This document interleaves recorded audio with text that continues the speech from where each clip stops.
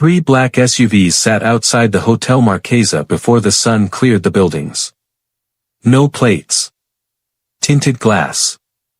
Engines running in the January cold like animals told to wait. Celine Hart saw them from the 32nd floor and did not yet understand they were for her. She stood at the window in a white silk dress that had been fitted 3 times by a woman who never once met her eyes, and told herself the cold settling in her chest was the temperature of the room. It was not the temperature of the room. Mateo Salazar had brought 40 men to lock down 8 city blocks around this hotel on the morning of their wedding. She had seen the security sheet. 40 men. 3 vehicles. 2 federal agents embedded in the building she still had not been able to place. All of it to protect one day. She pressed her palm flat to the glass and looked down at the street and asked herself, for the last time, the question she had been carrying since the night she opened a folder in her father's office and changed the direction of everything. Who was the woman in the gray coat? She had appeared once. She had said 11 words. She had been right about every one of them. Celine still did not know who sent her. But in 4 hours she was marrying the man the woman had warned her about. And she was going to do it anyway. 6 weeks before the wedding, Celine Hart was in her father's office when the door opened without a knock. No one opened that door without a knock. Not the lawyers. Not the bankers. Not the city men who came with envelopes and left with signed papers. That door had its own weight. 15 years of her father's careful, fragile respectability lived in its hinges. The man who walked through it had never learned to feel weight. Dark shirt. No tie. The kind of stillness that lives in people who have never needed to hurry because the world has always moved for them. 2 men filled the doorway behind him and stayed there. Celine understood, the way the body understands before the mind catches up, that something had shifted in the last 10 seconds that was not going to shift back. Her father stood. Franklin Hart had not moved quickly for anything in 15 years. He came out of that chair like a man whose legs had been rehearsing for this moment. Mr. Salazar. Mateo Salazar did not look at Franklin Hart. He looked at Celine. Not a glance. Not a survey. The kind of focused, measuring attention that belongs to someone who is not seeing a person for the first time. She felt it arrive before she understood what it was. He sat down without being offered the chair, set a manila folder on the desk, and slid it 3 inches toward her father without looking away from her face. Your father owes a significant number to people who are no longer patient, he said. I purchased that debt this morning. Franklin's hand found the edge of the desk. The number resolves one of 2 ways. The first involves his firm, his property, and a conversation with federal contacts regarding certain arrangements made between 2018 and 2022. He paused the way men pause when the outcome is already settled. The second requires 1 year of your time. She looked at the folder. She did not open it. A documented marriage, he continued. A legitimate union on record for the purposes of an inheritance challenge in Mexican jurisdiction. Credible. Witnessed. At the end of the year, a dissolution. No claim on either side. The room was very quiet. Celine looked at her father. Franklin Hart was not looking back. He was staring at the folder with the face of a man who had already made his decision and was ashamed of when he had made it. You told him I'd agree, she said. Franklin said nothing. She looked back at Salazar. He had not shifted. He was waiting with the patience of a man who had already built her refusal into his timeline and found room for it. She told him she needed 30 days. He told her she had tonight. She looked at him for a long moment. Then she reached out and opened the folder. He was already in the elevator when she stepped out of her father's building alone. The SUVs were still at the curb. The 2 men were at the doors. The city moved around all of it without looking up. She walked half a block before a woman stepped out of a recessed doorway and fell quietly into pace beside her. Gray coat. 50s, maybe 60. A face that had once been beautiful and had become something more useful than beautiful. She did not look at Celine. She spoke without turning her head, the way someone speaks when they don't want to be read from a distance. He chose you before he needed you, the woman said quietly. When the time comes, know the difference. Celine turned. The doorway behind her was empty. The street held only strangers moving in opposite directions. Wherever the woman had gone, she had gone completely. Celine stood in the January cold with the folder under her arm and a sentence she did not yet have the context to understand. He chose you before he needed you. She was still turning it over 3 blocks later when she called her father and told him yes. She arrived at the 41st floor at 9 the following morning and found a world that had been constructed for her without asking what she wanted. The apartment 2 floors below his had been opened, furnished, stocked.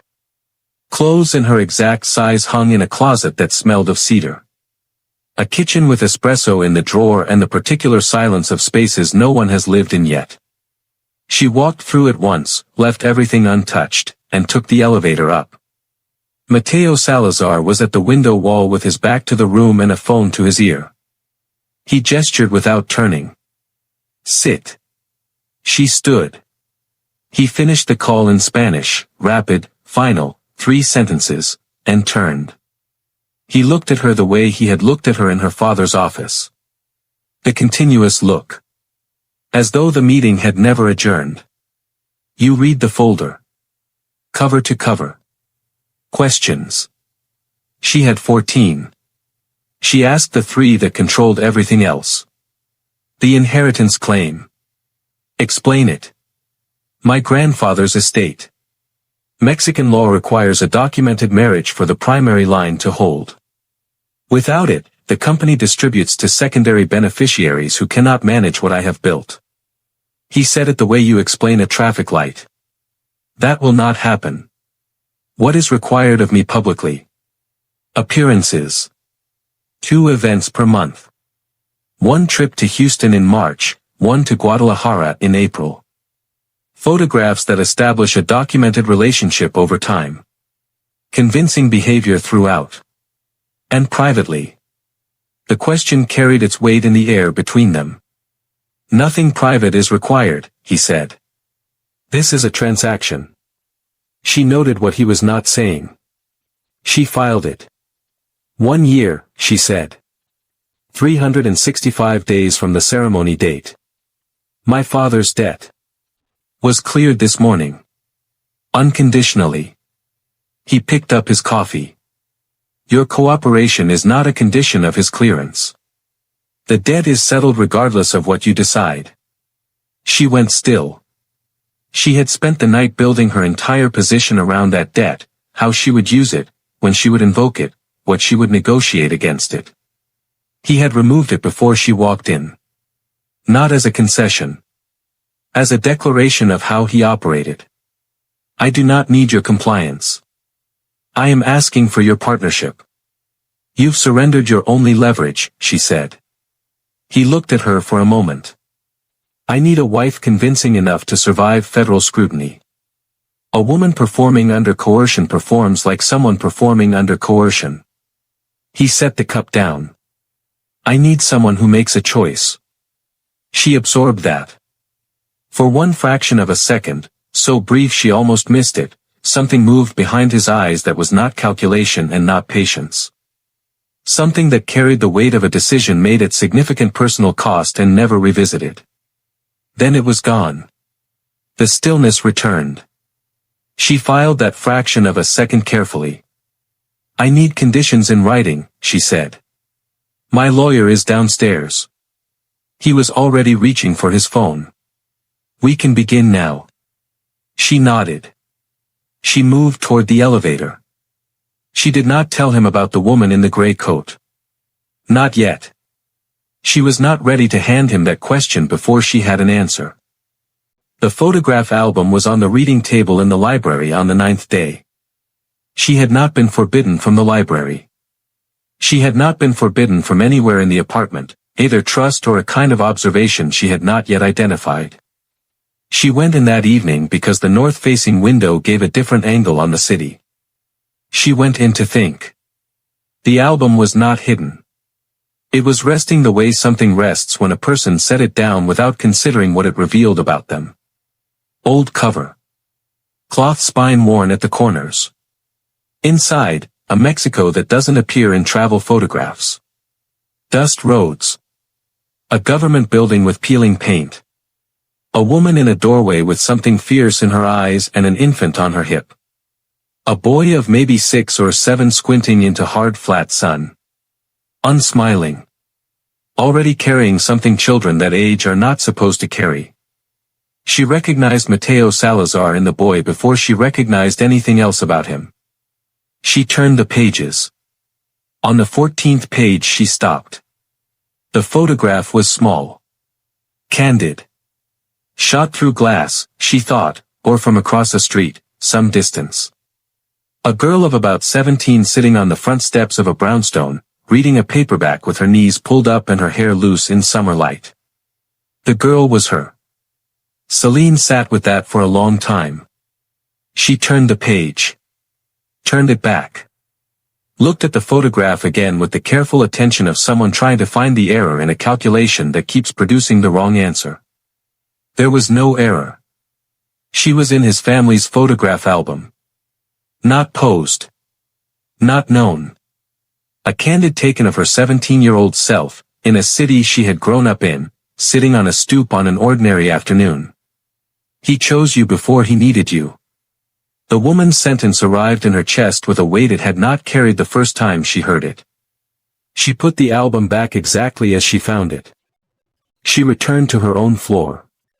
She stood at the window for a long time. In her mind she was going through the list of things she thought she understood about this arrangement and crossing each of them out one by one. The door to the library opened behind her. The embassy was denied 3 times, he said. She turned. He was standing in the doorway looking at the album on the table, not at her. He had known she found it. She understood that immediately. What he did not know was what she had found inside it.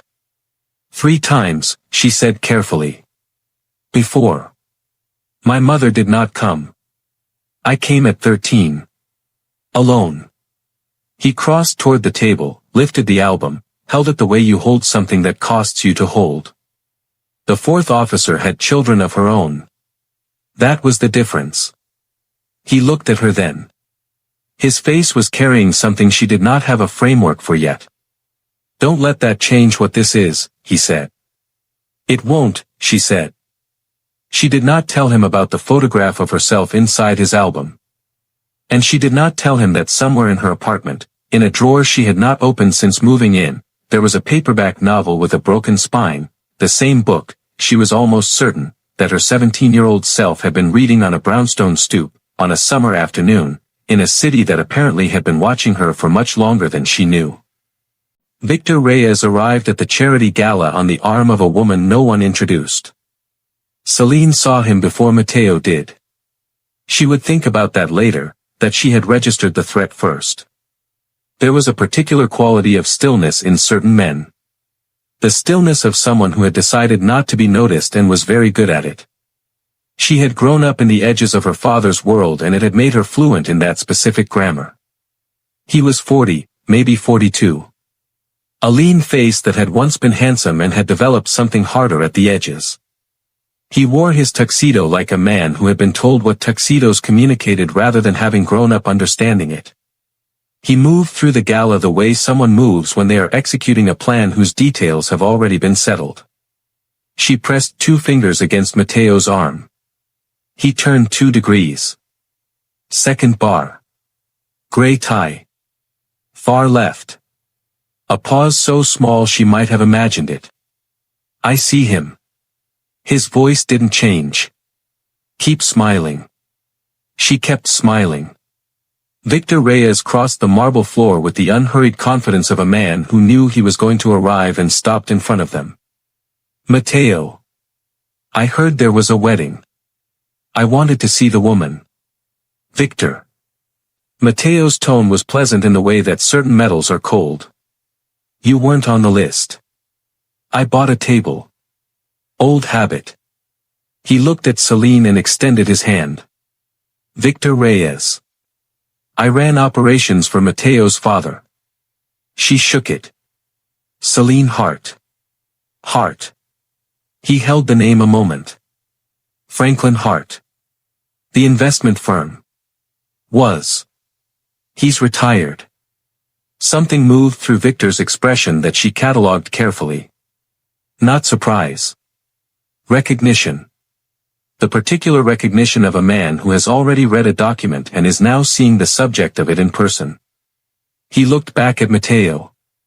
She's lovely. I hope she understands your world. That tends to matter. Mateo set his glass down with a stillness that meant its precise opposite. Victor. Enjoy your evening. Victor smiled at Celine one final time and moved away without another word. In the car afterward, Mateo said nothing for 5 blocks. She waited. He ran operations for your father, she said. For 3 years. Until he sold a corridor to a federal informant and blamed the man running it. That man served 6 years. Victor has been building his own network in the Southeast since. His jaw was set. He has been acquiring board positions in my grandfather's company through intermediaries for 8 months. If the marriage fails or reads as fraudulent, my inheritance claim dies. If the claim dies, the board votes. Victor has the votes. She absorbed this. He knows what we are. He suspects. Tonight was confirmation. A pause. He looked at you the way a man looks at a variable he thinks he's already solved. The car pulled up to the building. She stepped out. The sidewalk across the street. A woman in a gray coat. Standing beside a parked car with her hands in her pockets, not moving. Not looking at the building. Looking at the car that had just pulled away, Victor Reyes's car, disappearing around the corner. Then the woman turned her head and looked directly at Celine across the width of the street. She held the look for 3 full seconds. Then she turned and walked away in the opposite direction from Victor's car. Deliberate. Unhurried. A woman communicating something in a language Celine was only beginning to read. She watched the gray coat disappear into the block. She knows who Victor Reyes is. She does not want him near Mateo. The question that arrived next was the one she could not yet answer. Why? The night after the gala she could not sleep. She lay in the 39th floor apartment with the city burning below and told herself it was adrenaline. Victor Reyes. The car conversation. The gray coat across the street. At 2 in the morning she gave up and took the elevator up. The lights were on. Mateo was at the window. Jacket off, sleeves rolled, a glass of something dark that had not been touched. He turned when the elevator opened. He didn't ask. She didn't explain. He told me tonight that Victor's federal contact in the Southeast is the same connection that handled certain deportation orders in 2003, he said. He was not looking at her. He was looking at the city. I have known that for 11 months. Tonight was confirmation. She went still. The year of his mother's deportation was 2003. He had told her that in the library. The embassy woman with children of her own. Your father's firm, she said, was used to move capital for my family in 2016 and 2019. Your father didn't know whose money it was. Victor does. He has been holding it. He paused. He came tonight to see if you were a weakness or an asset. He hasn't decided yet. Several things shifted in her understanding at once. She stood with those shifting things for a moment. Then she said, there is something I haven't told you. He turned from the window. She told him about the woman in the gray coat. The day she left her father's office.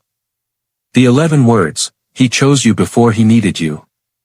Know the difference. She told him about tonight, the woman watching Victor's car. The 3 seconds of eye contact across the street. She told him everything except the photograph inside the album. She was not ready to give him that yet. Mateo had gone very still as she spoke. Not the patient stillness. The other one, the kind she had learned to recognize as something that was not calm. When she finished he was quiet for a long moment. "What did she look like?" he said. His voice was different. Lower. She described the woman. The gray coat. The 50s, maybe 60s. The face that had been beautiful once and had become something more precise than beautiful. He said nothing. "There was a pin," she said. "On the lapel. A small enamel bird. Blue." He turned away from her. His hand found the window frame and stayed there. She watched the line of his shoulders. "Mateo. Go to sleep, Celine," he said. His voice was measured. Deliberate. The voice of someone assembling himself in real time. She looked at his back for a long moment. "You know who she is," she said. He didn't answer. She took the elevator down. She lay in the dark and thought about the photograph of herself at 17 inside his family album, and the woman in the gray coat who had said 11 words on a January sidewalk and then disappeared into the city, and the way Mateo Salazar's hand had tightened on the window frame when she described the blue enamel bird. She thought about all three things until they formed a shape she was not yet willing to name. She found the file in the third week. Not because she was looking. Because she was looking for a pen. His home office was not locked. She had passed through it twice without incident. The pen was visible from the doorway, edge of the desk, 3 seconds in and out. She was already leaving when she saw the folder on the floor, partially beneath the desk leg, as though it had slipped from the surface and settled there without anyone noticing. Her name was on the tab. Not the arrangement name.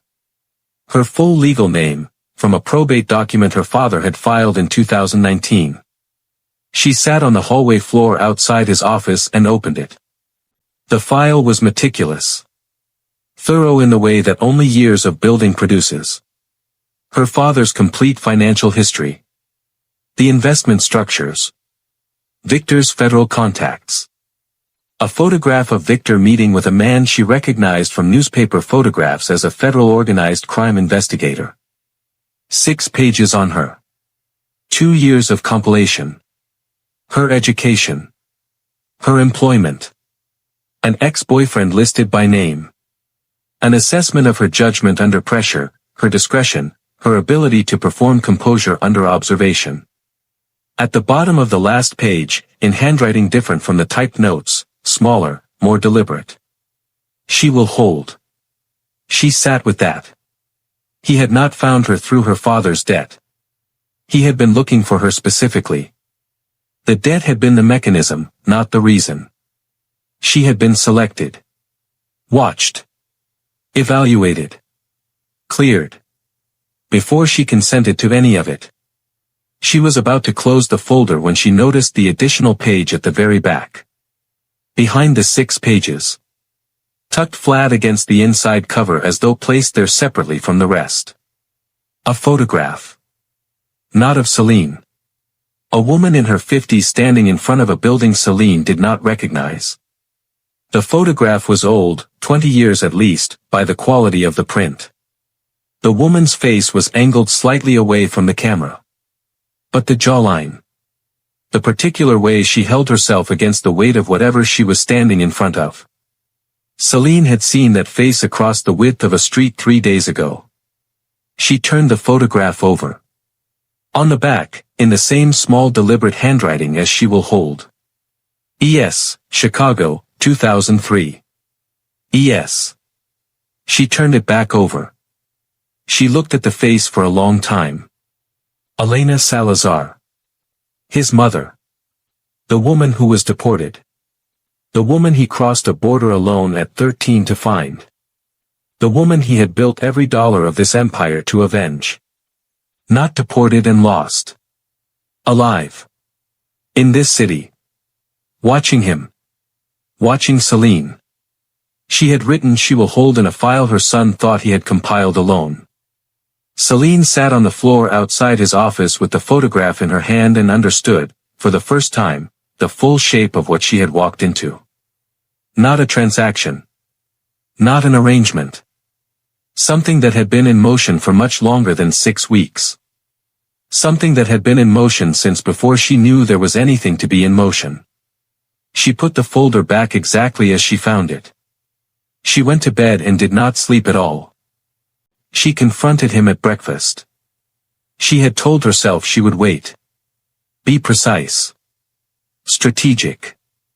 She had lasted until 7 in the morning. She came down to the 41st floor and put the folder on the island between them. He looked at it. He looked at her. He did not deny it. That was the first thing. She had been ready to argue against a denial. The absence of one removed her footing. You chose me before you came to my father's office, she said. Yes. The debt was a mechanism. Yes. For how long? The research began 22 months ago. He closed the newspaper he had not been reading. You were not the first candidate. You were the one who remained. She absorbed that. Filed it. She will hold, that's in different handwriting from the rest. He looked at the folder and then looked at the window. The city was flat and gray behind the glass. I know, he said. You know whose handwriting it is. He said nothing. She reached into the folder and took out the photograph from the back page and set it on the island next to the folder. His face. She had been watching him carefully for 6 weeks and she had never seen his face do what it did in that moment. Not calculation. Not the controlled patience. Something underneath all of it, something that had been there before the empire and the stillness and the $200 million, surfacing briefly before he could stop it. Yes, she said quietly. Chicago, 2003. He did not reach for the photograph. He looked at it from where he stood. She found me, Celine said. The day I left my father's office. She told me you had chosen me before you needed me. She paused. She was outside the gala watching Victor Reyes leave. He was very still. She compiled part of your own file on me, Celine said. She wrote she will hold. She has been in this city watching you build this. And you did not know. The silence stretched. No, he said finally. His voice was quiet. Not broken. The voice of someone holding a significant weight with great care. I did not know. He had built everything to avenge a woman he believed was gone. She was not gone. She had been watching from the margins of the city he had conquered in her name, curating the woman she believed her son needed, writing her own assessment in the back of his file. He had not known. He turned away from the island and stood at the window with his back to her for a long time. She did not fill the silence. He had not filled hers in the library when she needed the space. She gave him the same. Eventually he said, she can't be approached. Not yet. Not until Victor is handled. Not, why didn't she come to me? Not, how is she alive? He had already moved to the protection of it. She looked at the line of his back against the city and understood something about the architecture of how he loved the people he could not afford to lose. Then handle Victor, she said. He turned. Yes, he said. Starting tonight. She was at her own apartment for 9 hours before Victor Reyes knocked on the door. She had taken a taxi. Paid cash. She had been careful the way her father's world had made her careful before she understood what she was being careful of. It didn't matter. He appeared at 8:30. She saw him through the peephole and understood the conversation could not be avoided. She opened the door the width of the chain. He was alone. She read that as confidence, not courtesy. Miss Hart. I'd like to come in. No. What do you want? To tell you something Mateo hasn't. He held her gaze through the gap. About his mother. She kept her face completely still. I don't know what you're talking about. The woman in the gray coat has been in this city for 14 years, he said. She has been watching Mateo since he made his first significant acquisition. She knows the full scope of what he is building and what he is building it toward. His voice was even. She also knows that I am the reason she could not reach him sooner. Celine looked at him through the gap. I was the federal contact, he said. In 2003. I arranged the order. She knew about my activities inside the family and I removed her before she could act. He paused. Mateo does not know this. He knows I used the federal contact, he does not know the contact's primary action was his mother. The city was very loud in the hallway behind her. You're telling me this, she said, because you think it gives you leverage over me. He said nothing. You think I'm angry enough at Mateo after the file that I might use this as a negotiating instrument. She watched his face. You think I'll trade his mother's safety for something that benefits you? His composure held. Barely. You have miscalculated, she said, the same way you miscalculated 3 weeks ago. I am not a variable in your equation. She looked at him steadily. I am the equation. She closed the door. She stood with her back against it. Her hands were not shaking. Then she called Mateo. He answered before the second ring. Victor Reyes is at my building, she said. He's the 2003 federal contact.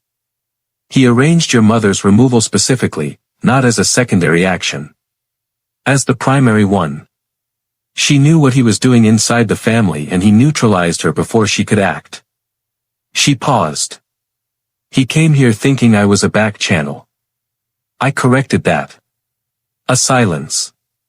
Then, before anything about Victor, before any logistics, before any of the Empire's immediate concerns. Are you all right? Not a question. A check. Yes, she said. I'm sending the car. I know, she said. I'll be downstairs. The wedding was in 3 days. Celine stood in the fitting room at the Hotel Marquesa while the seamstress made the final adjustments to the white silk and tried to locate the version of herself who had stood in this same room 6 weeks ago, shaking. She could not find her.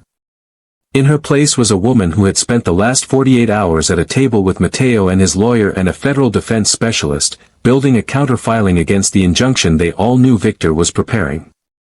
Victor had been served a notice through Mateo's attorneys that made the full scope of the 2003 arrangement documentable. His federal contact had already been placed on formal notice by a separate channel. Victor had gone quiet. Quiet was not the same as neutralized. But it was a different kind of problem. She thought about all of it. Then she let it go. There was nothing else to do with it until there was something to do. She looked at herself in the mirror. She had expected to hate this dress. She had dressed for a year of performance and then undressed from it every night in an apartment that wasn't hers, and she had expected the white silk to feel like a continuation of that performance. It didn't. She looked at herself for a long moment and felt something she could not name exactly, something adjacent to the person she had imagined herself being once, in the years before her father's world and its quiet disasters had made the field of what was possible grow smaller and smaller. Movement in the window reflection. Not in the room. Outside it. On the street 4 floors below. A woman in a gray coat stood on the sidewalk across from the hotel entrance. She was not looking at the door. She was looking up. At the windows. At the floor where the fitting rooms were. Celine turned from the mirror and stepped closer to the glass. The woman did not move. For the first time, Celine was close enough and high enough and still enough to see what distance had always blurred before. The jaw. The way she held herself against the weight of the street. The particular stillness of someone who had spent years existing in the margins of things they were not permitted to walk into directly. She looked like Mateo. Not identically. Not even obviously. But in the architecture beneath the face, in the way a person stands when the world has required them to be very small for a very long time and they have not entirely let it succeed. She looked like the boy in the photograph album squinting into the hard flat sun. The door opened behind her. Elena leaned in. "Mr. Salazar is here." She had not expected him until the car. He stepped into the fitting room and stopped. She watched his face in the glass. She had spent 6 weeks learning the small language of Mateo Salazar and she caught what passed through it in that moment, rapid, involuntary, gone. She turned. "She's outside," Celine said quietly. "Across the street. Right now." He went to the window. For a long time he stood there and looked down at the street. She did not ask what he was feeling. She understood that some things did not benefit from being named while they were happening. 3 days, he said finally. "Yes," she said. Then. He turned from the window and looked at her with an expression she had no single word for. "Celine." He said it the way he had said it the first time. With weight. "I want you to know, before the ceremony, before any of what comes next, that this became something different a long time ago. I don't know exactly when. I know it was before I was ready for it." She looked at him for a long time. 322 days, she said. "Yes. Let's find out what they are." Something in his face settled. Not relief exactly. Something older and heavier than relief. Below them, on the sidewalk across the street, a woman in a gray coat had not moved. The morning of the wedding, Victor Reyes filed the injunction at 6:15. The documentation alleged the marriage was fraudulent, a contractual arrangement constructed for inheritance manipulation, and requested a 60-day stay on all proceedings linked to the Salazar estate claim. His attorney's name was at the bottom. 6 federal investigators were named as cooperating witnesses. By 7, the lawyer was in the apartment. By 7:30, 2 federal agents had arrived at the hotel. By 8, Elena the publicist was managing 4 simultaneous press inquiries and Mateo was standing in the center of the 41st floor with his jacket unbuttoned and his face doing the thing she had only seen once before. The deep calculating stillness. Celine stepped off the elevator in a silk robe with her coffee and looked at him across the room. "Tell me what you need," she said. He looked at her. The room was full of voices. The lawyer was talking. 2 security men were talking. The publicist was on 3 phones. All of them were waiting for Mateo Salazar to find the path through. "The injunction requires substantial evidence that the marriage is genuine," the lawyer said. "Not documentation. Documentation can be manufactured, they know that, we know they know that. What holds up is personal testimony. Specific. Cross-referenced. The kind that cannot be fabricated." He paused. "We need time we don't have." "We have 4 hours," Celine said. Everyone looked at her. She set her coffee on the table and looked at Mateo. "You left the photograph album on the reading table in the library on the 9th day and you already knew I had found it by the time you came into the room." She held his gaze. "You used my first name for the first time at 2:45 in the morning standing at a window and then told me to go to sleep, and your hand tightened on the window frame when I described a blue enamel bird on a gray coat lapel." She paused. "I know what you look like when something costs you. You go still. Not quieter. Stiller. A different quality of still that has nothing to do with control." The room had gone completely silent. "I know you take your espresso without sugar because you told me at 6 in the morning after the gala when neither of us was performing that sweetness before 7 feels dishonest." She kept going. "I know you crossed a border at 13 alone and I know the embassy officer's act of mercy is the reason everything you have built exists. I know your mother found me before you did. I know she was outside this hotel 3 days ago watching me stand at a window in the dress she never got to see me fitted for. I know she wrote she will hold in the back of a file you thought you compiled alone. In her own handwriting." Mateo had not moved. None of that is in a document, she said. None of it can be manufactured or challenged or stayed by a federal injunction. That is what a real marriage looks like. Not paperwork. Memory. And the people who could not be in the room. Silence. Then Mateo said quietly to his lawyer, "Set the meeting." He crossed the room. He stopped in front of her. He took her face in both hands with a deliberateness that had nothing to do with performance and looked at her for a long moment. "You held," he said. "I told you I would," she said. He pressed his forehead to hers. Around them the room came back to life, phones, voices, motion, the machinery of an empire managing a threat. The city outside was cold and bright and entirely indifferent to what had just happened 40 floors above it. Celine Hart held very still. And understood that she had stopped counting days a long time ago and had simply not said it yet. They were married at 11:10 on a Tuesday morning in a civil office on the 32nd floor of a building in Midtown. No cathedral. No 100 witnesses in Italian silk. No chandelier. A judge who asked the questions. A lawyer who witnessed the signatures.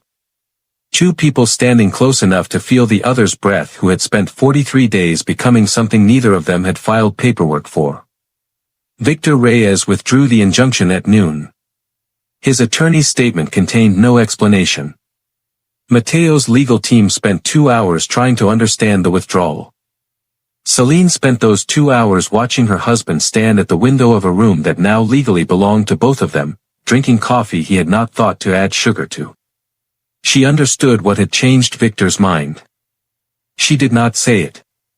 Some things ended in rooms she had not been in. That evening, sun burning out in long amber lines across the glass, the city below doing what the city always did, he stood behind her with his hand at her waist and said, 322 days. She put her hand over his. "I stopped counting," she said. He was quiet for a moment. "So did I." She looked out at the city. Then she looked down. On the sidewalk below, across the street, standing in the light from a pharmacy sign with her hands in the pockets of a gray coat, a woman who had not moved in 20 minutes. Not looking up. Just standing. Present. The way someone stands who has been waiting a long time and has finally run out of reasons to wait. Celine felt Mateo see her at the same moment she did. His hand left her waist. "Go," Celine said. "I'll be here." He looked at her for one long moment. Then he crossed to the elevator. The doors closed. Celine pressed her palm flat to the glass and looked down at the woman in the gray coat on the street below. The woman had not moved. Had not looked up. She was just there. After 17 years of watching from the margins of everything her son had built in her name, she was simply, finally, there. The city blazed on, indifferent and brilliant, the way cities always are. Some things take as long as they take. Some things are worth every second of the wait.